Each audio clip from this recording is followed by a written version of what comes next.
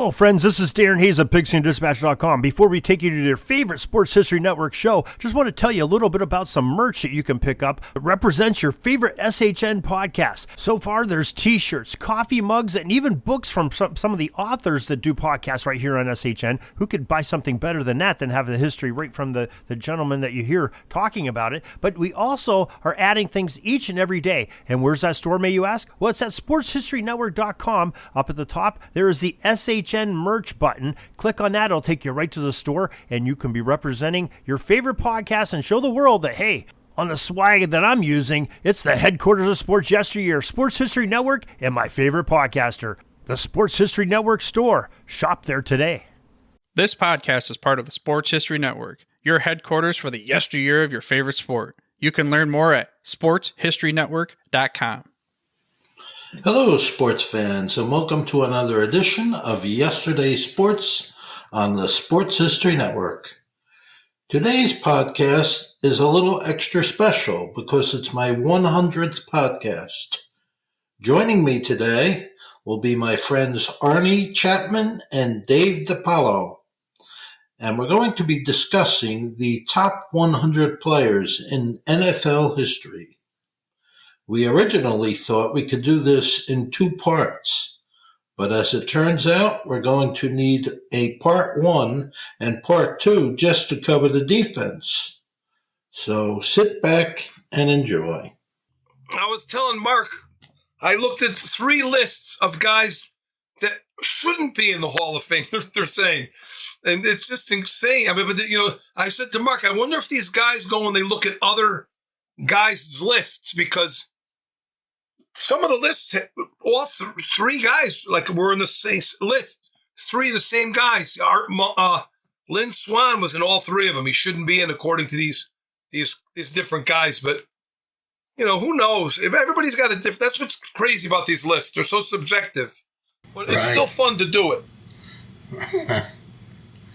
All right. Well, the oldest list here with the top 100 is from 1999. That's the book you have, right? You have that book. Yeah, here's the book here. Sporting News. 100 Greatest Players. And it was Sporting News. Right. They're the ones that wrote the book. Yep. And in the beginning of the book, Mark, they wrote about how they selected, how many writers voted in on it and all the other stuff. And according to this thing, there was they had a selection committee with 300 names, and when from the 300 names, they got it down to 100 names. And then every editor was asked to pick their top 10 guys without any rankings, just your top 10 players of all time. And from that, I guess that's where they got some of the unanimous picks. If a guy was picked by all 10 guys, he was selected unanimously. Right. And then from there, they filled out the next 50. They narrowed it down little by little. And they were all guys, I guess, that worked for the Sporting News. All these writers. 12 editors, actually, is what they were. So, but that when I got that book years ago, and then I compared it to what you were talking about, I think that last list, there was quite a few guys in the book that weren't on there. Yeah, well, you're talking 23 years now, so the only real major objection I have to that Sporting News list is like most of these lists are very top heavy with quarterbacks and running backs. Of course, because, they're the guys that are holding the football, so that's the guys everyone's going to notice. So 34% of that top 100 was running backs and quarterbacks. That's right. Yeah. I looked at that. And from the list from 99 to 2019, the 20 span, 19, I think, guys were changed. Right. Guys dropped off and new guys that came out, and I hand wrote them down on a piece of paper. Yeah, and I think I sent you an email. That's a lot. 19's a lot. Yep. And we could go over that, like you said, whatever you want to do first, we'll go over this. We'll start with the defense, right? Yeah, good. Go ahead, Mark. So defensive tackle, they picked 6 guys, right? The Sporting News. Yep. They picked 6. Yes, they did. They got Lilly as number 1. They have Joe Green as number 2. Marilyn Olsen is number 3. And those top 3, I really have no disagreement with at all. You can put them in any order you want, but I think those 3 guys were the top. I mean, most people, it seems, have those 3 guys as their top 3 defensive tackles. Then they have Alan Page, Randy White, and Buck Buchanan. The one guy I didn't have, out of those 6, the one guy I don't have on my top 100 is Buck Buchanan. I don't have him in my top 100. And it's hard to keep him off because he was certainly worthy of his Hall of Fame credentials. But I don't have him. I have the other 5. And like I said, I think Alan Page and Randy White are a little bit below the other 3: Lilly, Joe Green, and Marilyn Olsen. If I had to rank those, I wouldn't rank them. But I mean, if you had the gun to your head and you ranked them, I would put Marilyn Olsen ahead of Joe Green. I would too. Joe Green played on 4 championship teams with the Steelers. So he made that famous commercial with the little kid. He throws him the shirt. And those things are very big. Like, for people don't think about it, Yeah. And they're very, very big. So, but popularity. Lilly, go look at these lists, Mark. These 100 greatest players. All of them, almost all of these guys are on some kind of a all-decade team. Yep. Not all of them, but somewhere they're all decade players, almost every one of these guys. Right. Then you got a handful of guys, very few. Lilly's one of them. He's all decade in 2 decades. Right. That's how great he was. Yeah. And he only played till 74. He retired in 74. So he played 5 years in the 70s. And only 74. Half the decade. Yeah. So I would, I mean, if you only could take 11, pick an 11-man defense, I would take Lilly and Olsen. No, I think the only reason I put Green slightly below them is because Lilly and Olsen hardly ever got injured. And Joe Green started to have a lot of injuries in his towards the end of his career. He was injured a lot. Yeah, you talked about that. Yeah, not that that's his fault, but I think Lilly and Olsen were just more durable. So I would agree with you there. Olsen holds the record for 14 Pro Bowls. This was back when the Pro Bowl meant something. Forget about this garbage where the fans vote. That's trash. It becomes a popularity cut. This is when you were only voted on by your peers. All this other crap with the fans voting for the Pro Bowl, it's all stuff they do to make you feel like you're involved in the process and all this other feel-good stuff. Right. Take that away. Merlin Olsen has 14 Pro Bowls, more than Lilly even. Yeah. But don't forget, to Lilly's defense, those early teams he played on were atrocious. And he was playing defensive end in the beginning. Yeah, he was out of position. That's right. Yeah. Yeah. He was out of position. I want to just show you this bookmark. I know nobody can see it, but when they have each player, like here, take this page, for example. Mike Singletary, he's ranked number 56. Uh-huh. And on the bottom, there's a list. You see Walter Payton there. There's a list of players. And it has nothing to do with it. It says best players I've ever seen selected by Bill Walsh. So that's on each page. There's some kind of a list. It's very interesting. And a lot of them are best players I've ever played against. And so, like Sam Huff, most intense lineman I ever played against, written by Sam Huff. But the best players I've ever seen, this is Bill Walsh talking here. Mm-hmm. He had Joe Montana at number 1, Jim Brown at number 2, irrespective of position. And he had Bob Lilly at number 3, the third greatest player he'd ever seen, Bill Walsh. So, like, when people start to argue about stuff and stuff like this, I always go back to, like, look, Bill Walsh knew a little about football, right? Yeah. But there's 100 things like that in this book for each player, and they're very, very interesting. You see what some of the players thought about a lot of the players that they played against, you know? Yeah. Yep. So, defensive end. Go ahead. Go ahead, Mark. Oh, I was just going to say, do you want to move on to defensive end? Yes, yep.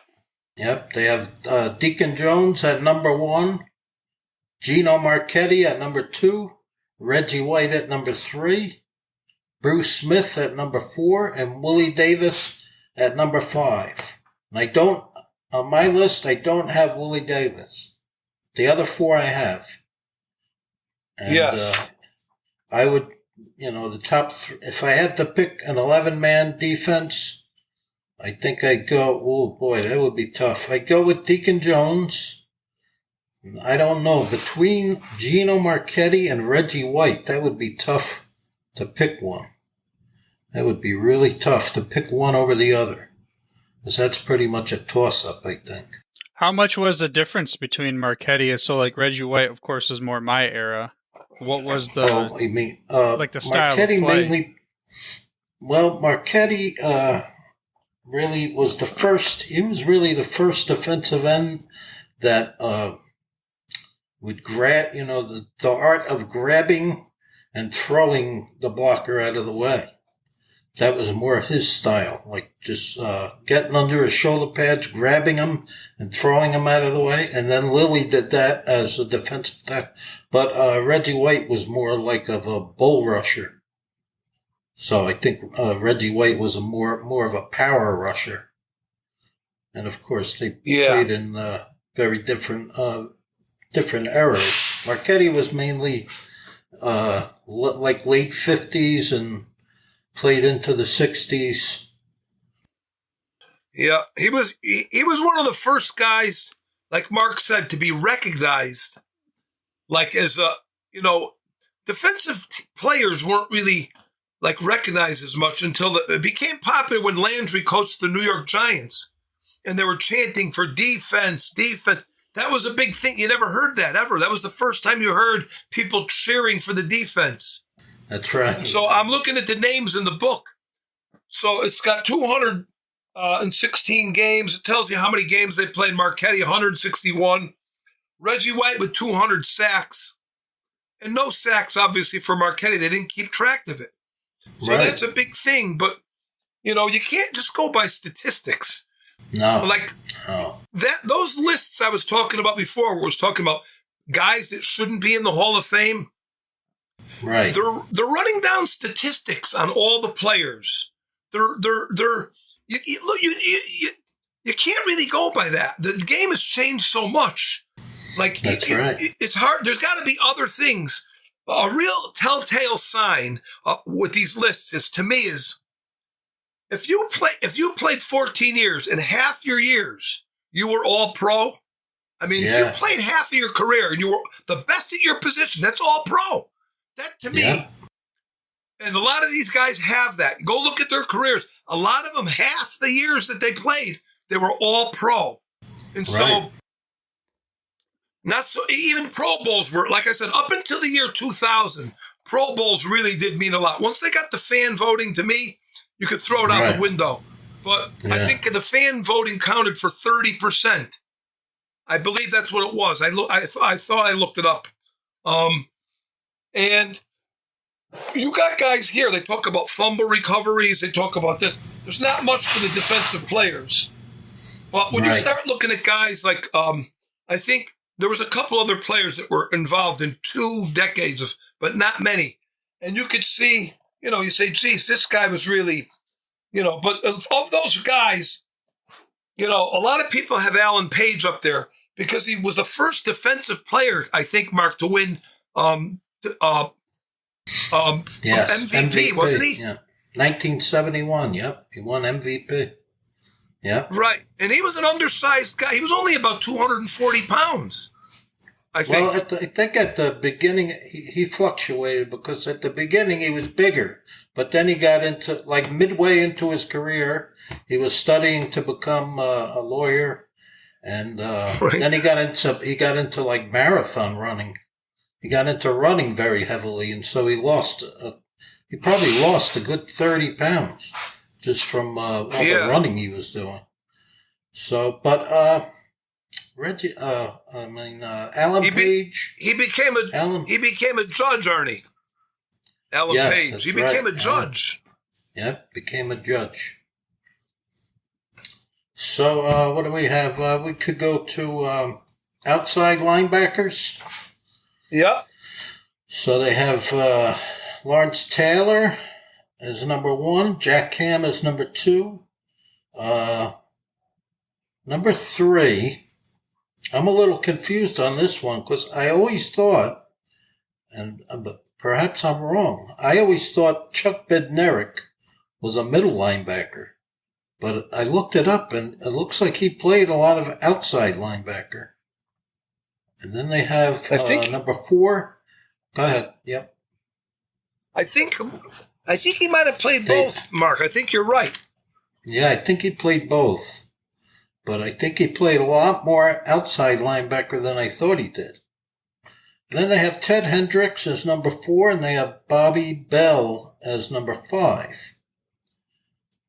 But here you have, you got to kind of look at weak side and strong, Like, again, if I was going to pick an 11-man team, you would have Taylor on the weak side, right? He played weak side, and Jack Ham played strong side.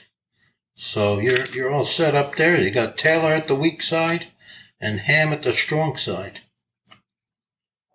Well, Taylor's a whole different.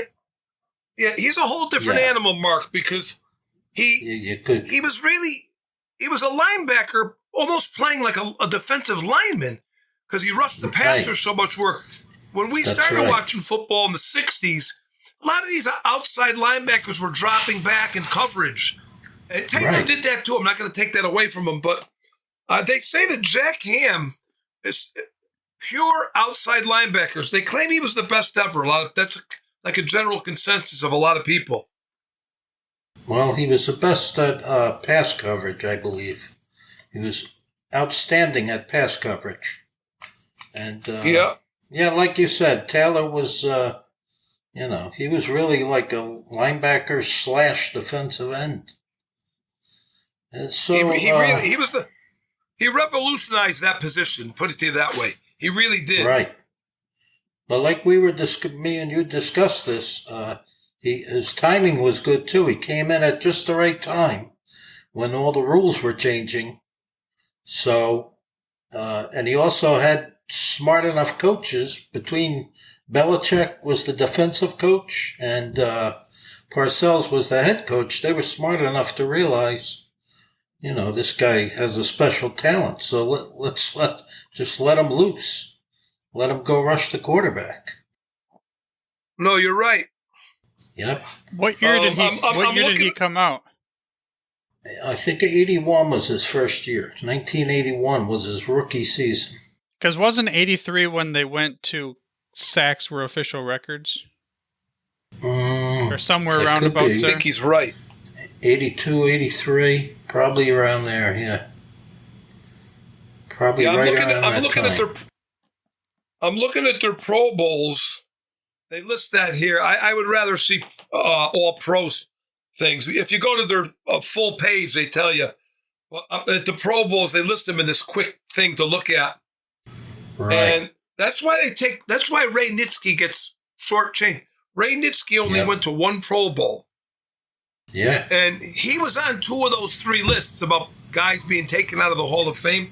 And if you look at his, but when you watch, look, the Packers were like they were the dominant team of the 60s. Yeah. And Ray Nitschke was the middle linebacker of the Green Bay Packers. So he's like the quarterback of the defense. That's and so right. a lot of guys think that, he he got on because the team was so great. But when you start stacking him up against other linebackers, he wasn't as good as Willie Lanier, I don't think. I would take Willie Lanier over him. Yeah, that's pretty much a toss-up. I maybe give Lanier a slight edge. But Nitschke, at the beginning of his career, he didn't make All-Pro or Pro Bowl a lot because Joe Schmidt was playing for the Lions. He was the middle linebacker, and maybe he was just slightly better than Nitschke, so he always got voted to All-Pro and Pro Bowl. And then in the middle of his career, he was Butkus started in 65, and you weren't going to beat Butkus out for All-Pro. So look at the other middle linebackers at that time, and that would explain why he didn't make. Yeah.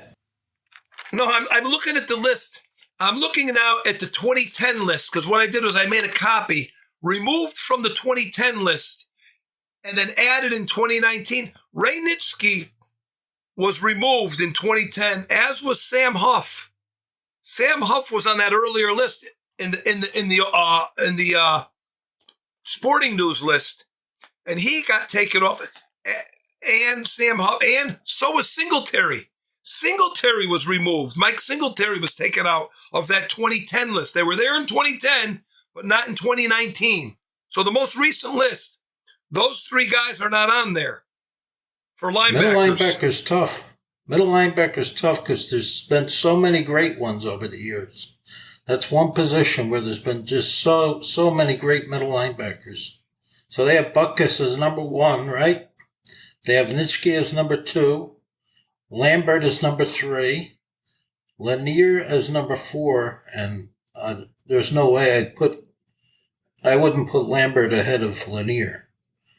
Then they have Bill George, Mike Singletary, Joe Schmidt, and Sam Huff.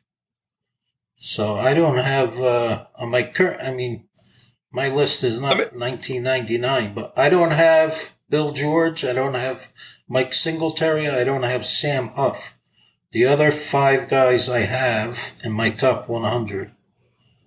But Butkus, I think maybe you're right about Lanier. Maybe slightly ahead of Nitschke. I'll tell you who's very underrated, Marcus, Joe Schmidt. He was very, very good. He was great. Yes. And you don't hear a lot of talk about him like when guys talk about linebackers. But he was on all the lists. He wasn't removed from any of these lists here. I mean, that's how great he was.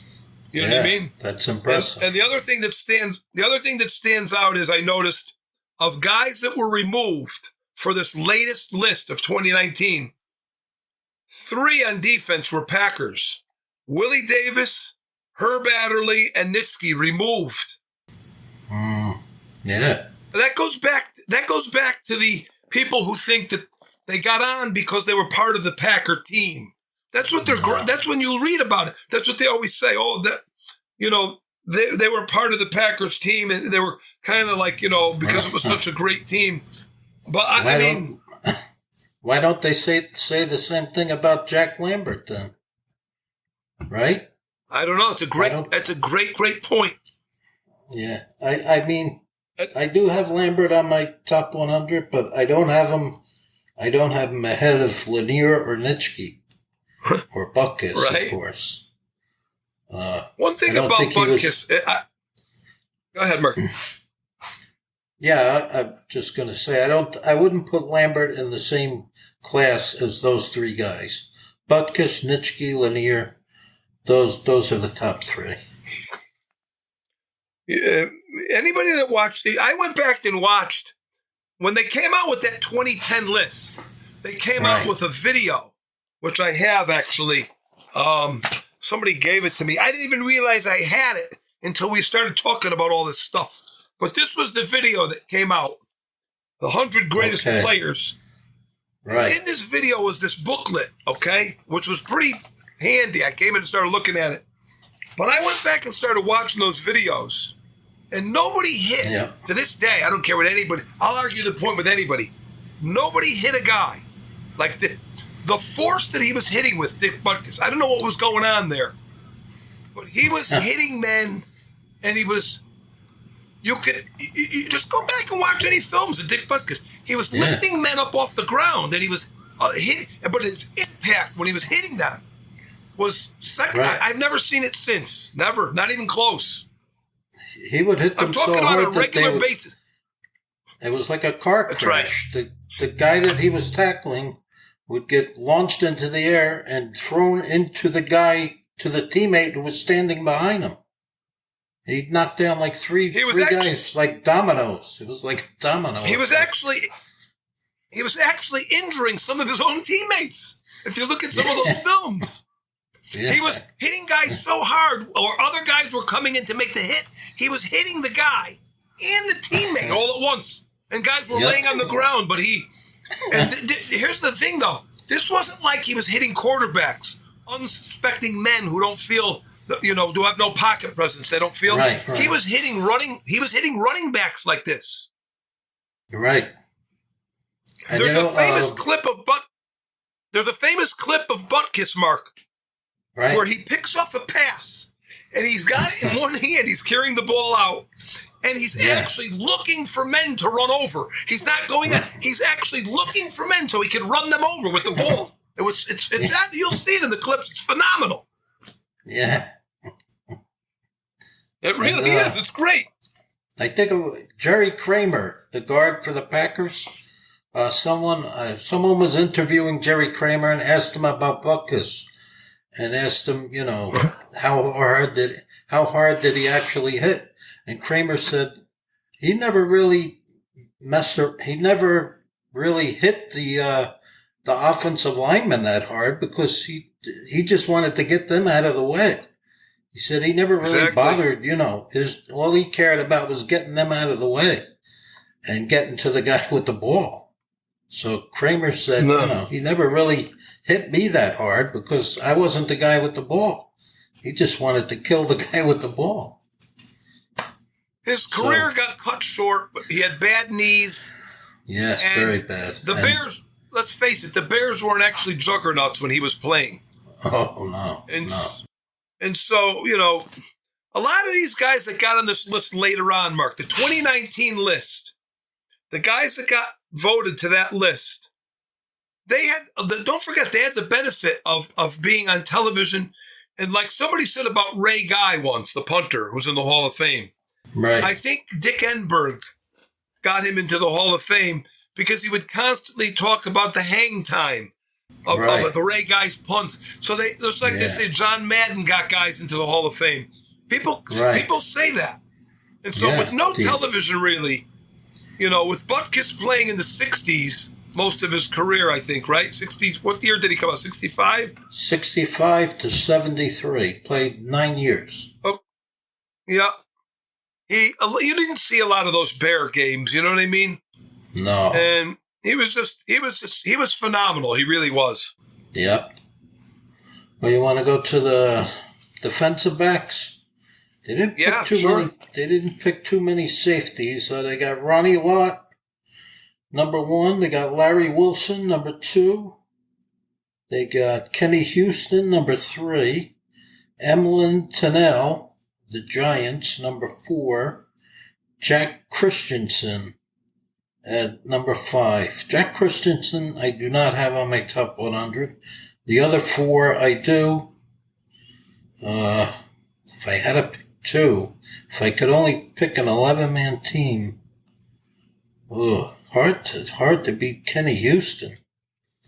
Kenny Houston, I think would have to be. He was tremendous. Yeah, Kenny. I'd have a hard time keeping Kenny Houston off the field. And then between Lott and Wilson, that would be a tough choice. I don't know which one I would go with. But Wilson was the first safety to really blitz, right? Yes. He was like the father of the safety blitz. That's correct. That's right. And he wasn't a big guy either. No, they have Kenny Houston here with 51 punts. He also returned punts. Right. So, I mean, all that stuff comes into play when they consider, He was a great, great player. He played in 196 games, and he had 49 interceptions. I mean, that's not the telltale sign. Like I said, stats aren't everything. Mel Renfro had more interceptions than that. Yeah. Mel Renfro, I believe, had 52. I think, well, they got Lem Barney on this list from 99 at corner. But we were talking about safeties here, but I'm going to be honest with you. I think one of the best I've ever seen. I watched a clip on him the other night. I'll show. And he did end up playing safety at the very end, but I think he came up as a corner. And at the later in his career, they moved him to safety. And he was all pro at safety, believe it or not. And I would take him over Deion Sanders every day, any day of the week, and twice on Sunday. It's Rod Woodson. I thought he was tremendous. Yeah. Rod Woodson was phenomenal. Deion Sanders couldn't tackle. You're not saying he couldn't tackle. He could, but he didn't want to tackle. Yeah. You got to have guys on your team that want to hit people, and Ron Woodson did it all. Right. He did. I thought he was just a more complete player. I thought he was that good. I really did. Yep. So at cornerback, we got a Detroit Lion, Arnie. Yes, we do, yeah. Dick Night Train Lane, they have ranked as the number 1 cornerback. Then Mel Blount, number 2, Mel Blount. 3 is Deion Sanders. 4 is Herb Adderley. They picked a lot of cornerbacks. Willie Brown, number 5. Darrell Green, number 6. Woodson, they have at 7th. Mike Haynes, they have 8th. And Lem Barney, another Detroit Lion. I didn't have him on my top 100, but they have him as the 9th. They picked 9 cornerbacks. I thought Lem Barney was great. Oh, yeah. I thought Lem Barney for the Lions was a great player. He had 56 career interceptions, which is pretty damn good. And he had a lot of kick. He returned 143 punt returns and 50 kick returns, 3 touchdowns. Yeah. He was an all-around great player. Him and Mel Renfro were, because they played a lot during their careers, kind of overlapped. Right. You know, because Mel Renfro came in a little sooner, but Lem Barney got voted to this team. Mel Renfro did not, and I thought Lem Barney was just a great player. He absolutely was. I don't know now if I had to pick an 11-man team again. You can only pick 2. Oh boy, it's really hard. Blount, I gotta go with Blount, Mel Blount, and maybe Night Train Lane. You got 2 heavy hitters there. Yes. Blount and you Lane. Would have to think. They'd be afraid to catch the pass with those 2 guys out there. Yeah, his signature tackle was the clothesline. That's right. And you go watch those old films of Night Train Lane. He was correct. I met him actually at the Hall of Fame once. That's right. I thought he was taller, but he wasn't that tall. But he had a very heavy accent. Yeah. I'm not sure where he was from, but that guy George Plimpton, he played with the Detroit Lions. He was a writer. Right. And they let him come in, and he wrote a book called Paper Lion. Yep. And he said Night Train Lane. He says he was talking about stuff. He says, I'm not sure what he was talking about because he couldn't understand him. And he was from England, I think. And he said, I don't even think Night Train Lane knew what could understand himself. He was just making a joke. But, I mean, it was a different era, but he was the pioneer of it all. I would say you got to put him in there as as the top guy. Yeah. Based on what I've read, you know what I mean? Yeah, absolutely. Now, the most recent guy in that list, Mark, was Darrell Green. No, Deion Sanders was more recent than him. Okay. On that list from '99, yeah, Sanders would be the most recent. Yes. So now we got another list here. This one is from 2007. This is Paul Zimmerman from Sports Illustrated. And he didn't pick. Sports Illustrated asked him to pick an all-time offense and an all-time defense. They told him 11 guys on offense, 11 guys on defense. And Zimmerman said, no, forget it. I can't. There's no way I could do that. He said, it's impossible. He said, that would be impossible. I'm not doing it. So they said, all right, then just pick, do whatever, you know. So defensive end, he had Reggie White, and he gives like a little what was special about each player. Reggie White, he said, was the most powerful defensive end. That's what I was telling Arnie. He was like a power rusher. Then he had Deacon Jones as the best overall pass rusher. He has Gino Marchetti, and we were talked about this, that he brought in the art of grabbing and throwing the blocker. And now, this guy, bit of a surprise here. This is what I liked about Paul Zimmerman. He didn't just go with the standard picks. Know who he has as his number? It looks like, well, he didn't really number them, but he's got him in his like top 4. Denver Broncos, Dave. Rich Tombstone Jackson. Yes. He has in his top 4. Said he changed. Really? Offenses had to change their game plans because of Rich Jackson.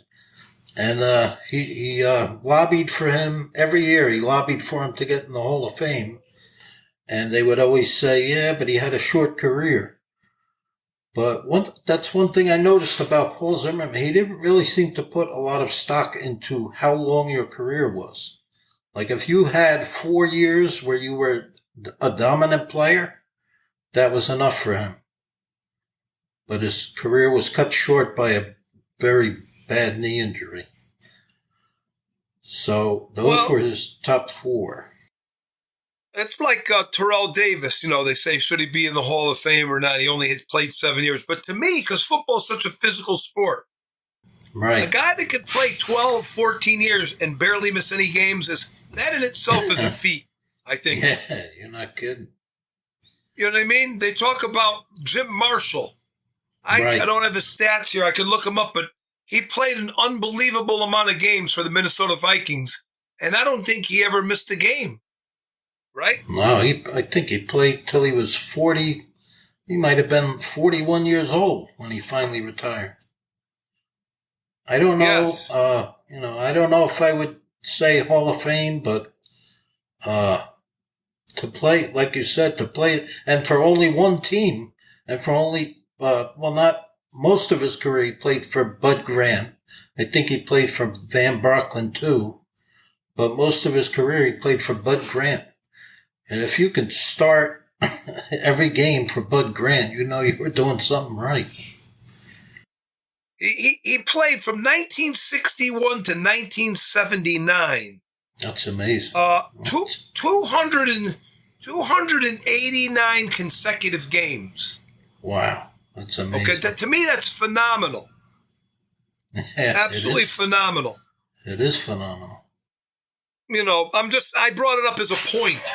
Not that he's, not that he's on any of these lists, Jim Marshall, but the fact that if you could last that long, like some of these guys, Merlin Olsen played 14 years. That's big as a defense. Yeah. And Lilly played 14. I mean, a lot of these guys played, getting back to the safeties and corners, Mark, one of the more recent guys, and it was, I proved pretty unanimous, was Ed Reed. Ed Reed got put in there on the list. Yeah, he got put in there on those later lists. Right. He's on the 2010 list, and he's on the 2019 list, Ed Reed. That's more of Arnie's era, right? Yeah. Yes. Ed Reed. I mean, he was tremendous. Yeah. I mean, I only know a lot about Ed Reed, or not a lot, but I know only of him because of the fantasy football. And, as you start watching all the games, because you got these different players, now you're seeing guys you probably wouldn't be watching. Ed Reed was phenomenal. He really was. Right. Okay. I mean, he could tackle. He could cover. he always seemed to be in the right place at the right time. He was always around the ball. He was what they call a real ball hawk.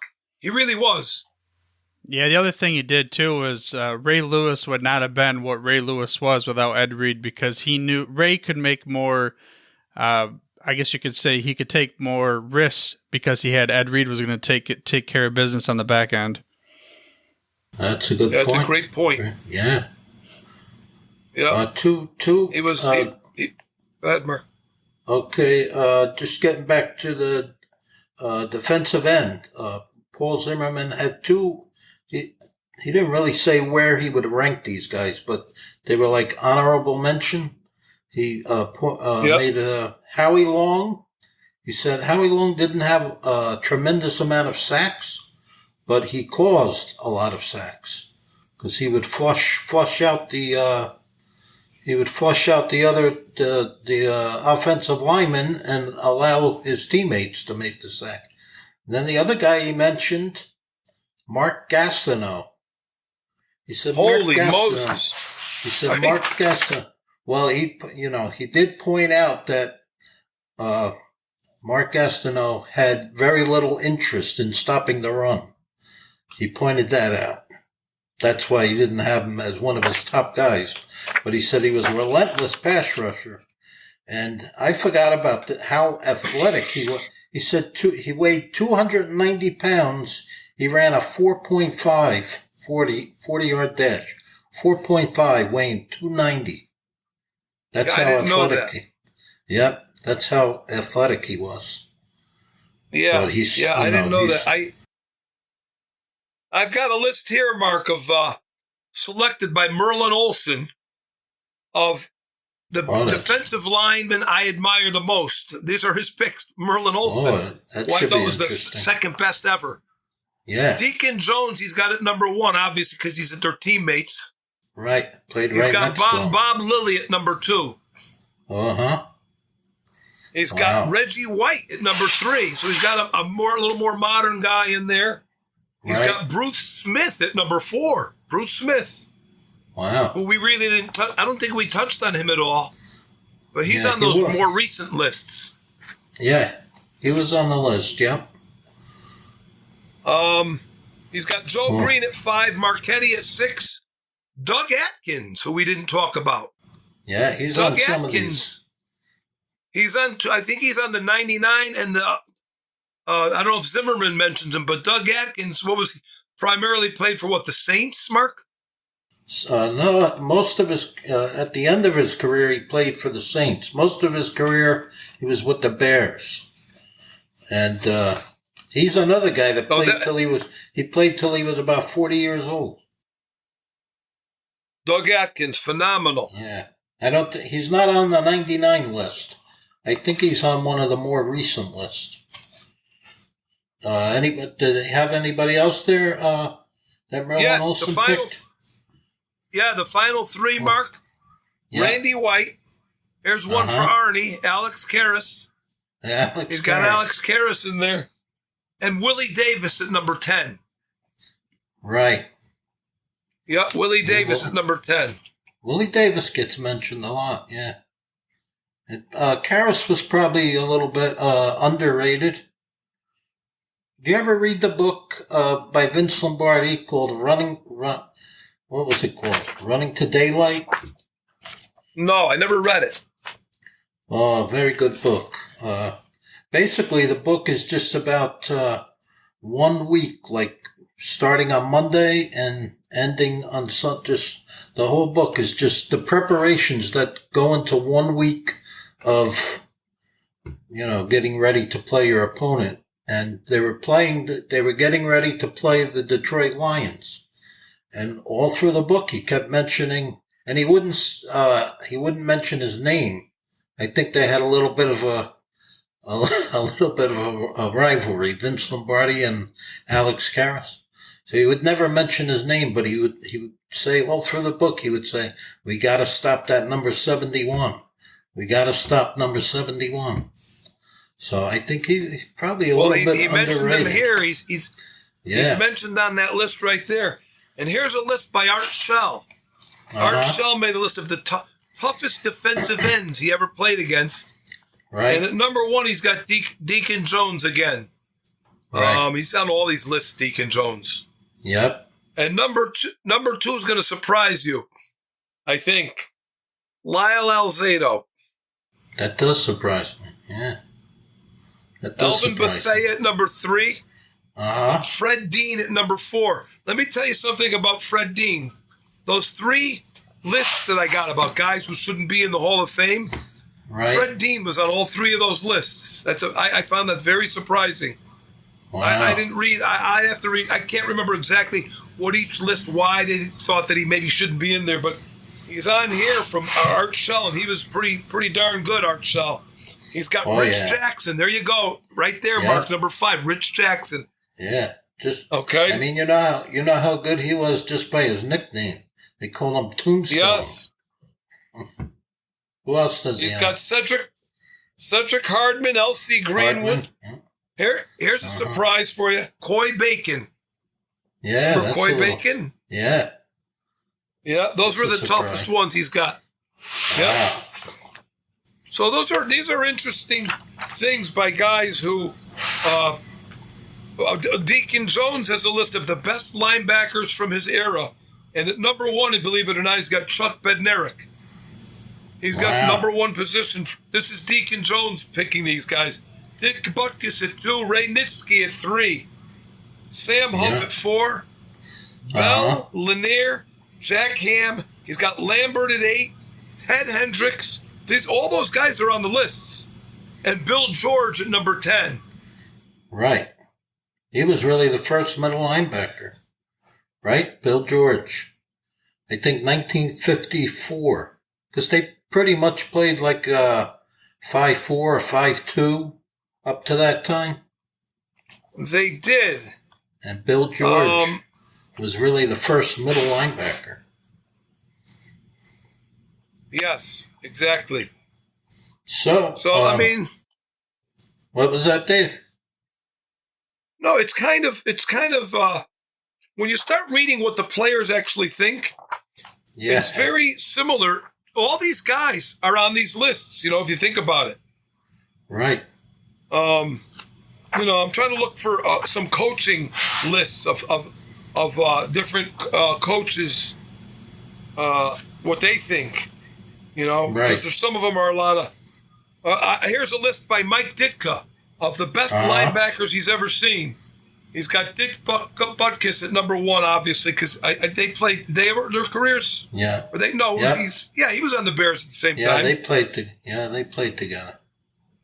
He's got Ray Nitschke at number 2.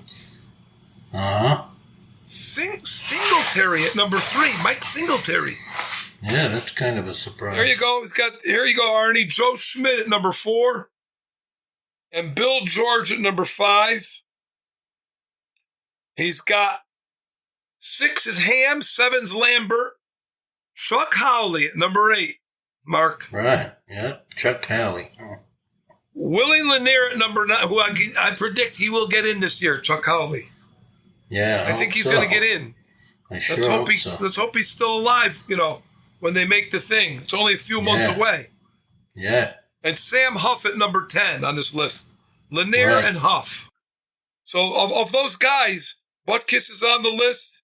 Nitschke was on the list, and then he got kicked off of the 100 greatest. Singletary was in this book, but he's not on the final list. He got kicked off the latest list.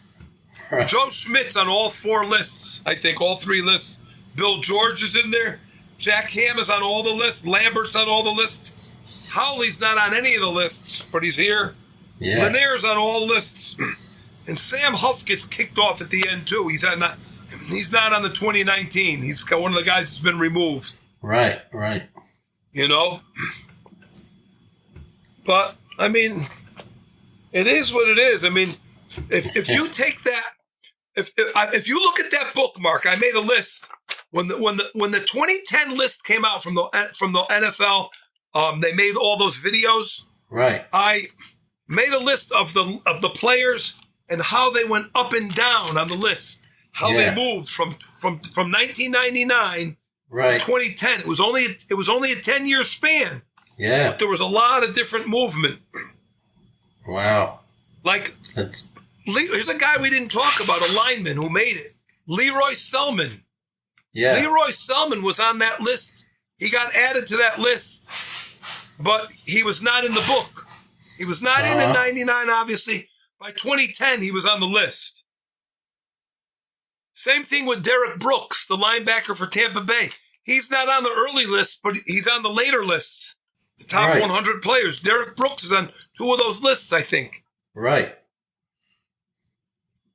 I'm looking it over now.